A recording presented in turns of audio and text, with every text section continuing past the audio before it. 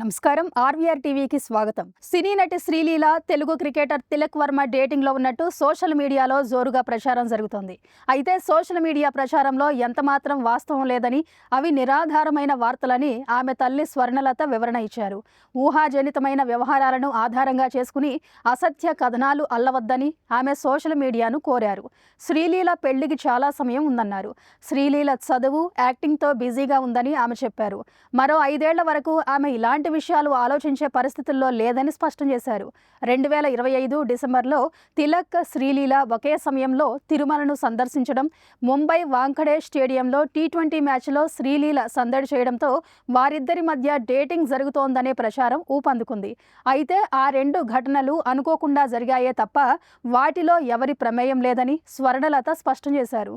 గతంలోనూ శ్రీలీల బాలీవుడ్ నటుడు కార్తీక్ ఆర్యన్ డేటింగ్లో ఉన్నట్టు కొంతకాలం సోషల్ మీడియా హోరెత్తించింది.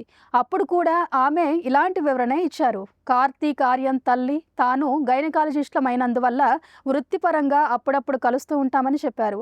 అంత మాత్రానికే తన కుమార్తె శ్రీలీలకు నటుడు కార్తీక్ డేటింగ్ ఎలా అంటకడతారని అప్పుడు ఆమె ప్రశ్నించారు. ఇలాంటి కరెంట్ అప్డేట్స్ కోసం చూస్తూనే ఉండండి మన ఆర్వీఆర్ టీవీ. లైక్ చేయండి, షేర్ చేయండి, సబ్స్క్రైబ్ చేయండి.